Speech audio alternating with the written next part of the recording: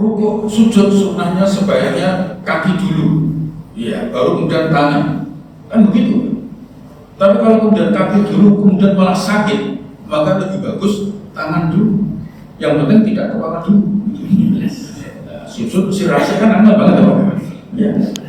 Maka Bapak Ibu sekalian, ya, tahiyat itu tahiyat akhir duduknya begitu. Tapi kalau kemudian duduk begitu melahirkan kesakitan, maka ya sudah, yang bisa kita lakukan apa?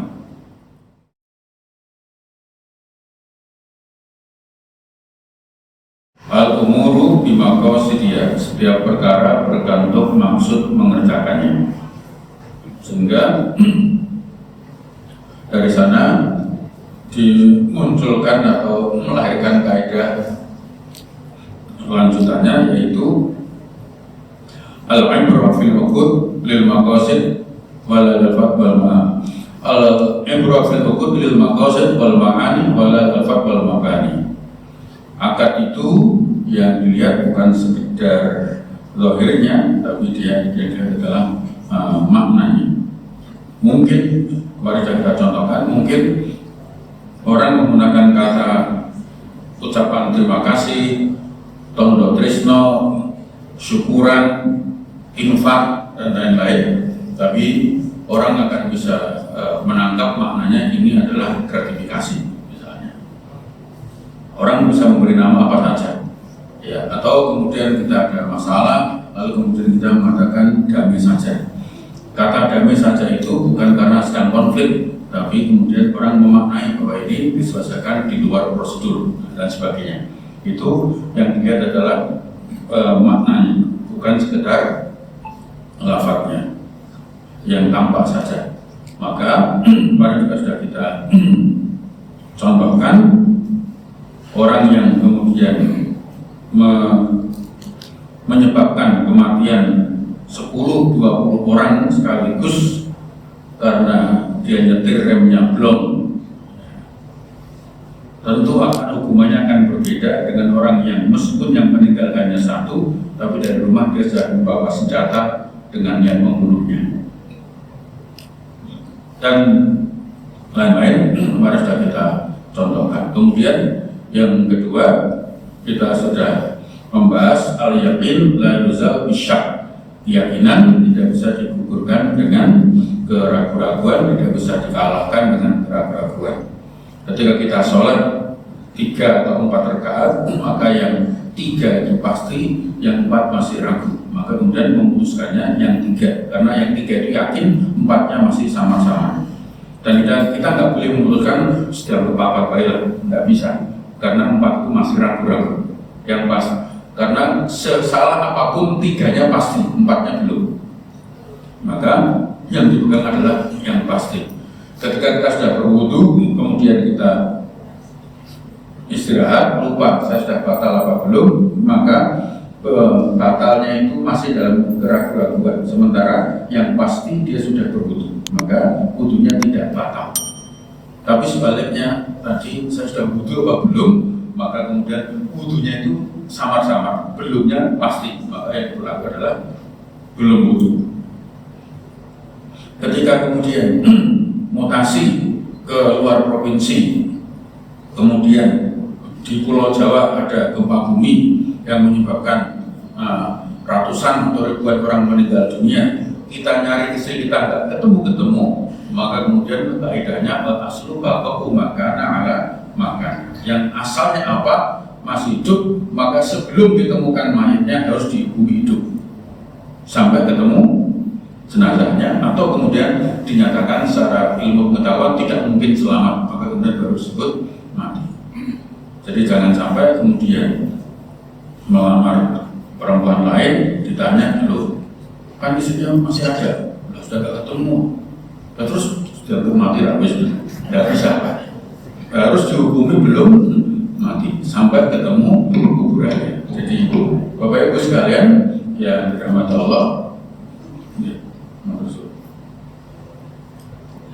kaidah ini berlaku juga pada kemudian ketika kita memakai pakaian kerja kita, karena toiletnya antri, maka kemudian kita pakai toilet yang berdiri.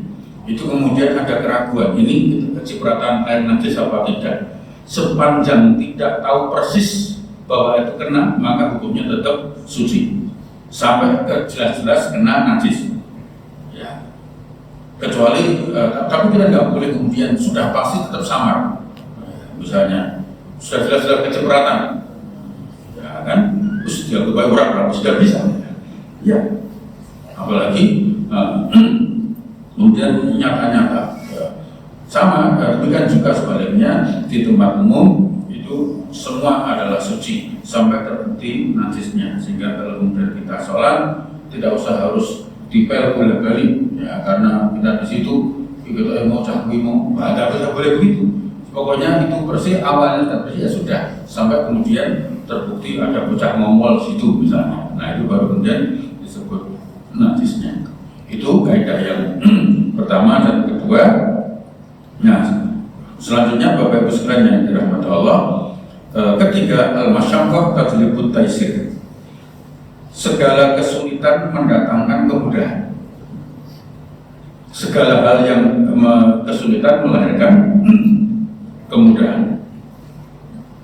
Sehingga nanti turunannya kaidahnya adalah al-daruratu tubihul mahdurat. Darurat itu membolehkan yang dilarang. Yang pertama, al-masyaqqah tajlibut taisir. Kesulitan melahirkan kemudahan. Bapak Ibu berangkat haji atau berangkat umroh, kemudian naik pesawat.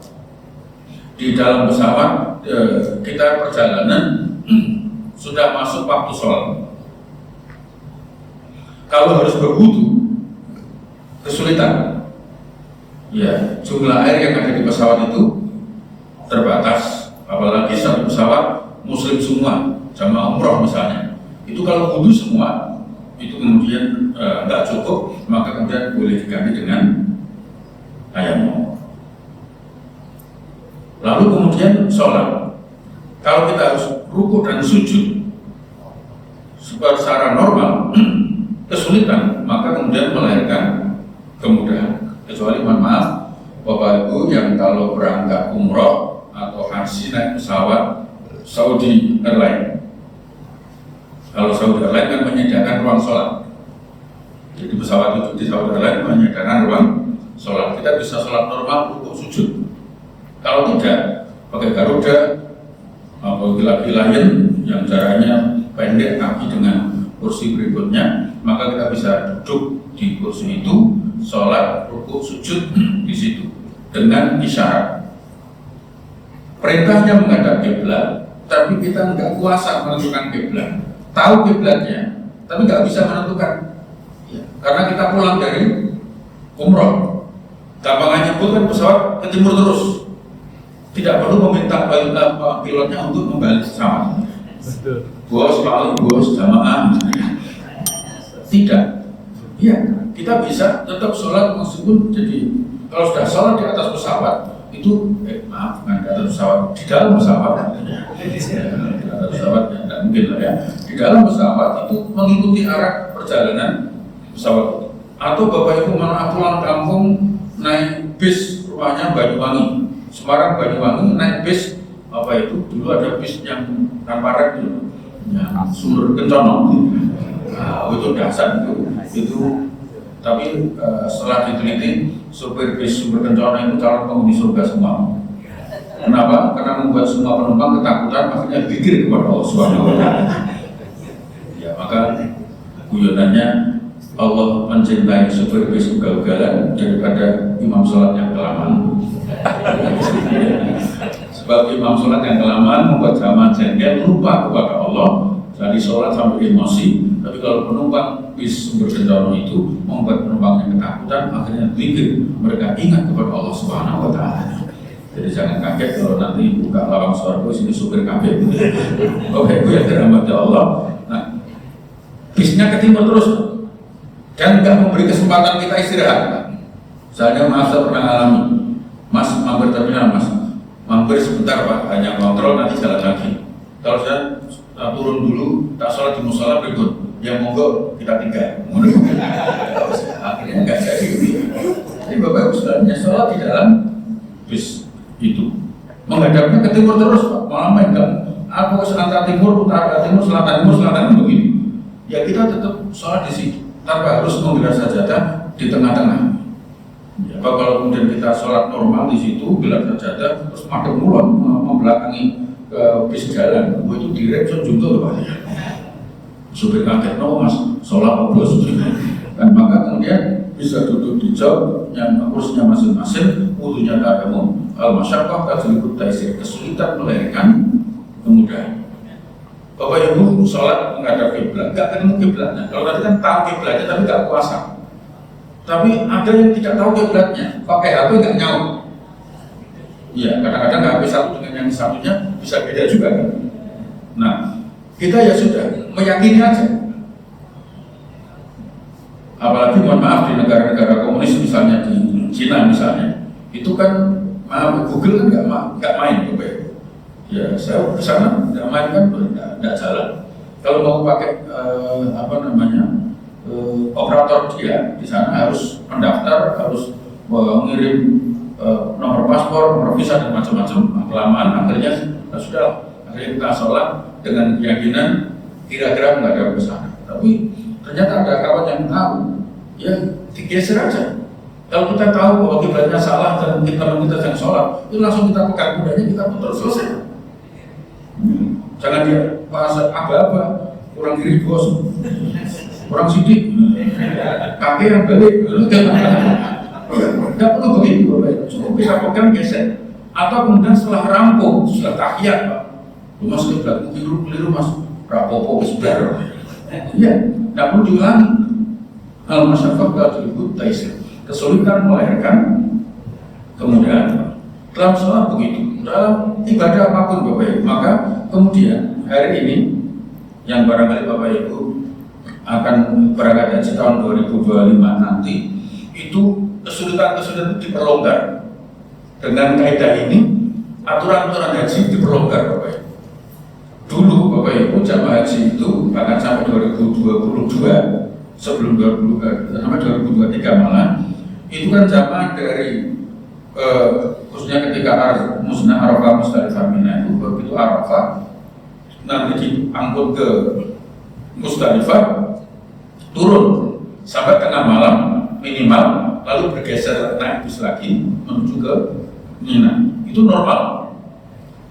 Tapi di 2023 di awal ketika setelah pandemi haji dibuka dengan jumlah kuota normal seperti sebelumnya, bahkan ditambah 10 sampai 20 ribu untuk orang Indonesia yang kemudian melahirkan pansus ya, yang belum selesai. Dan itu Bapak Ibu, itu yang biasanya subuh itu seluruh jamaah sudah keluar dari Musdalifah dan sudah berada di Mina.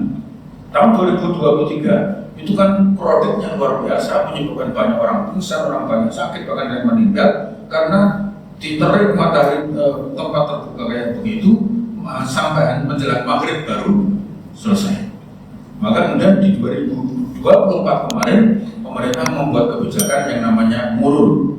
Ya, itu akhirnya kemudian jamaah haji yang lanjut usia, yang sakit-sakitan, yang berpotensi bikin melahirkan masalah, maka hanya dilewatkan di Musdalifah di dalam bis, berhenti sejenak, begitu tengah malam langsung bergeser menuju ke Mina.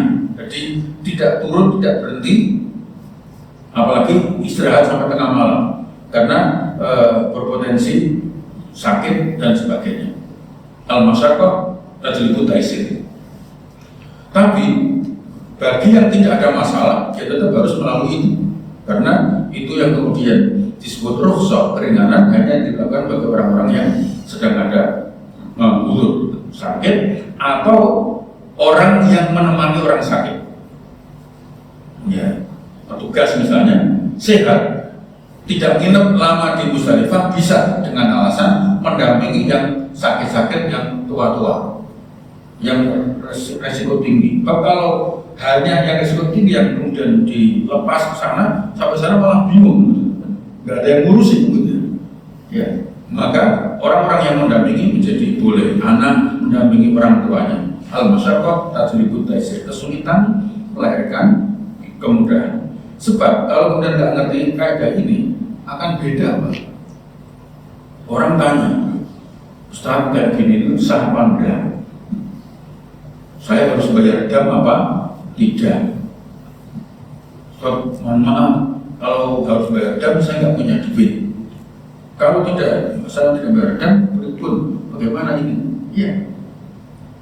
Sebab Bapak Ibu, kalau tidak ngerti pakai kaidah ini, orang yang nggak ngerti malah ikut-ikutan mundur tanpa alasan apapun. Ya.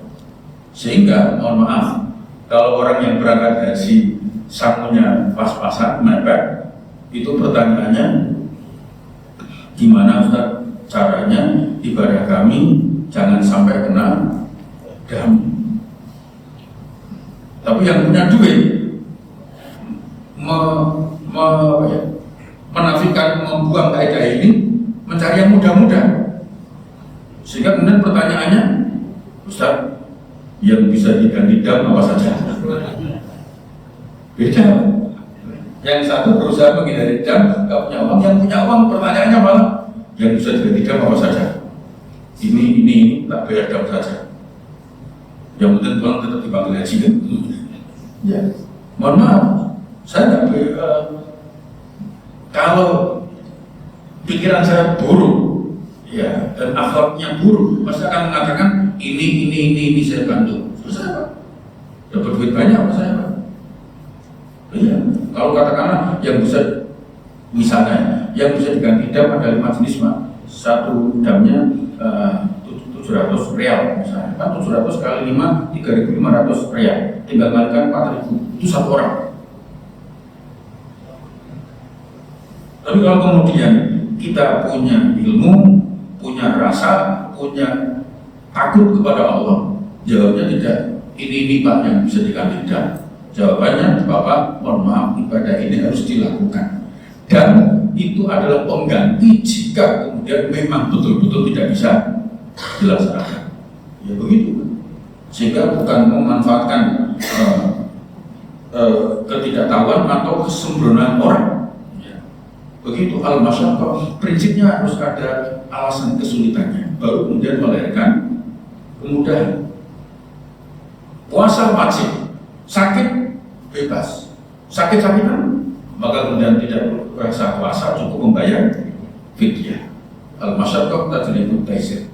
Ya, semua Bapak Ibu yang dirahmati Allah, air liur itu kan sulit kalau nggak tertelan. Ya kan begitu. Maka kemudian misalnya berkumur-kumur itu membedakan antara air liur dengan air wudhu tadi kan susah. Maka setelah sepanjang kita sudah meludah, dia sudah selesai. Bahwa kemudian mungkin, sekali lagi mungkin ada sisa air wudhu yang nempel di sekitar kita, kemudian tertelan, itu nggak bisa diukur. Ya sudah, loh kalau sebab kan nanti meludah berkali-kali. Iya. Sekarang yang menyulitkan justru melahirkan kemudahan, nutup aurat. Apa saja Bapak Ibu? Sholat, puasa, sholat kemudian baca Fatihah harus fasih. Tetapi sampai umur 60 baru belajar sholat, nggak fasih, dia tetap sholat. Sebisanya, misalnya hak jadi K, insya Allah tidak ada masalah sepanjang belajar. Ya kan, mohon maaf, saya pernah ngajari orang itu alhamdulillahirabbil alamin, panjang pendeknya salah, kemudian makhrajnya juga salah, dia tetap sholat saja. Ya sebisa yang dia lakukan. Ya. Rukuk sujud sunnahnya sebaiknya kaki dulu, ya, baru kemudian tangan, kan begitu.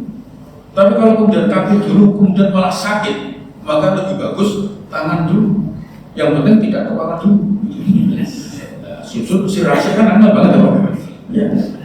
Maka Bapak Ibu sekalian, ya, tahiyat itu tahiyat akhir duduknya begitu. Tapi kalau kemudian duduk begitu melahirkan kesakitan, maka ya sudah, yang bisa kita lakukan apa?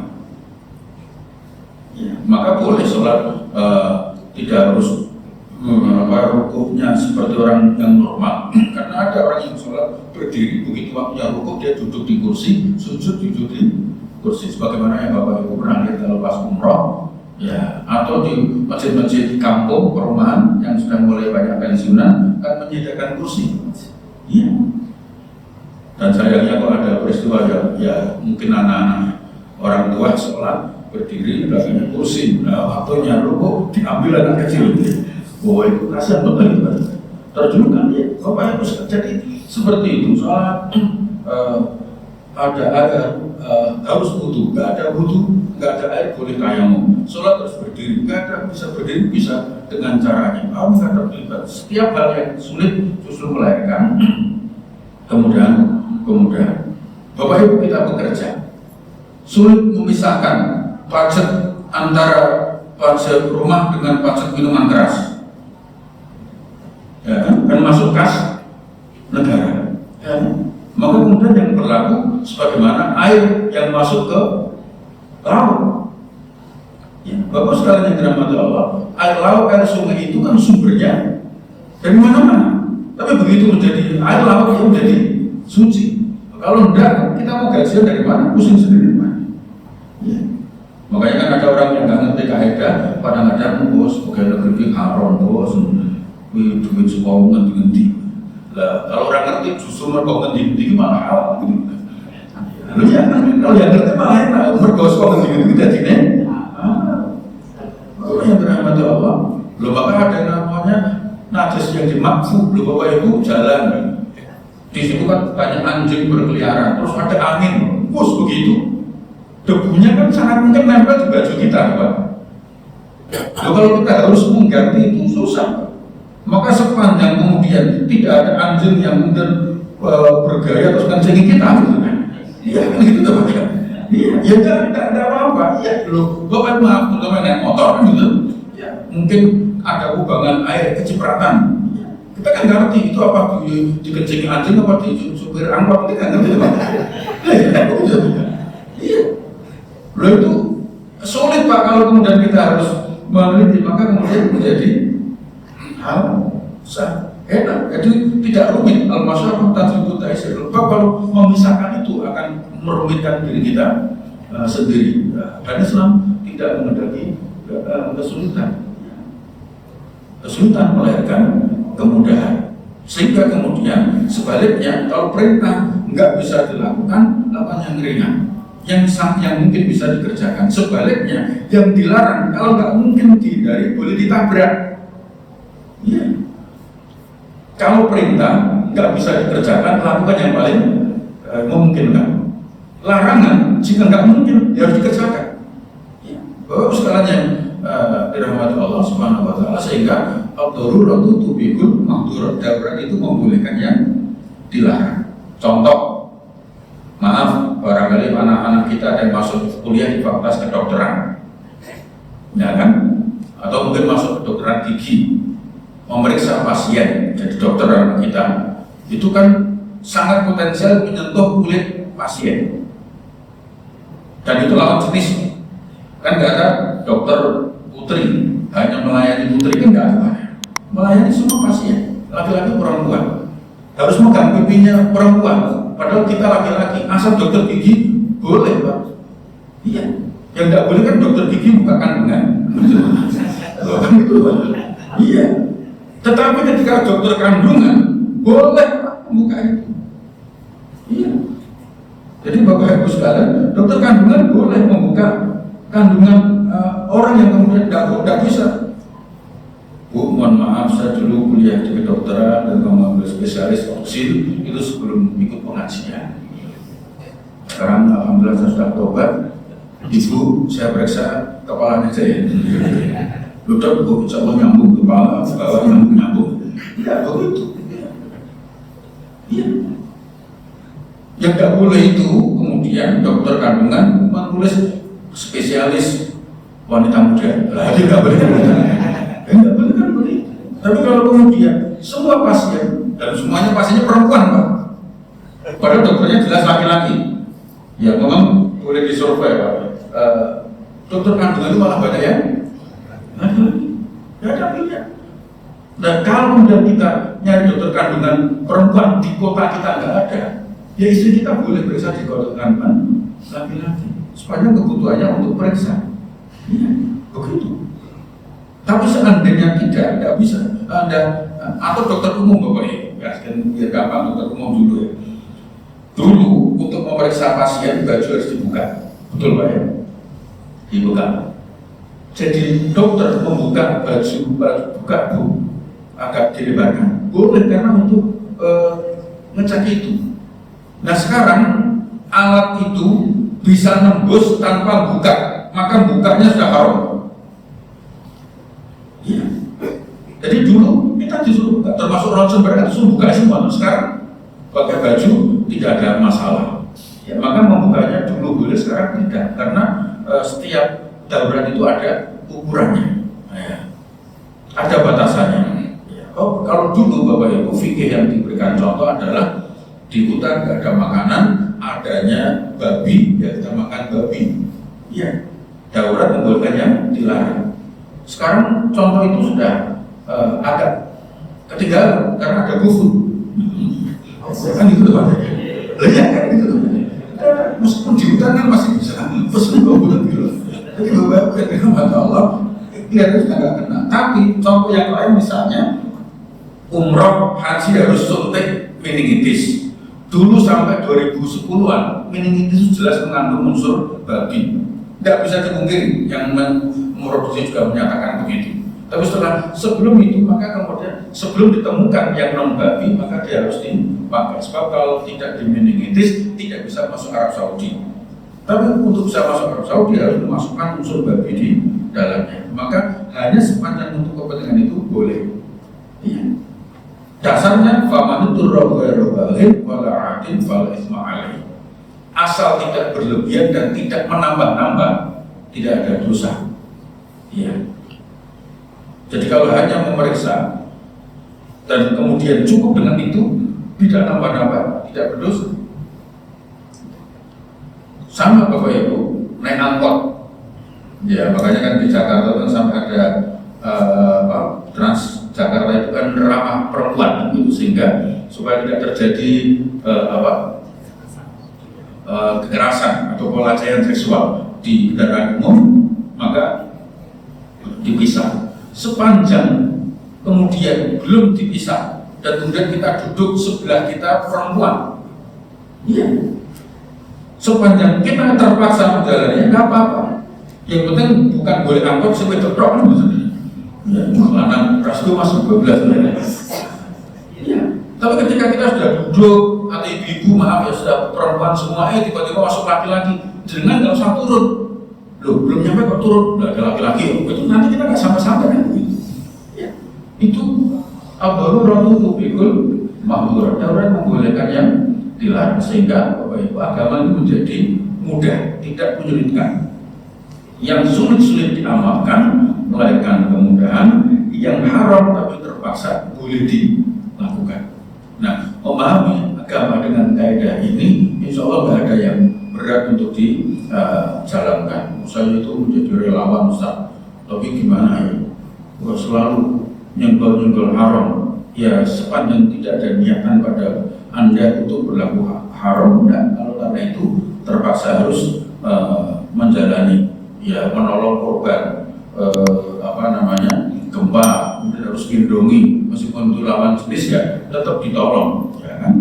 Meskipun bahkan kalau itu harus dilakukan, bahkan harus menyentuh kulitnya, ya tetap kita lakukan, bukan dalam rangka menyentuh kulitnya, tapi dalam rangka menolong yang itu menyebabkan kena.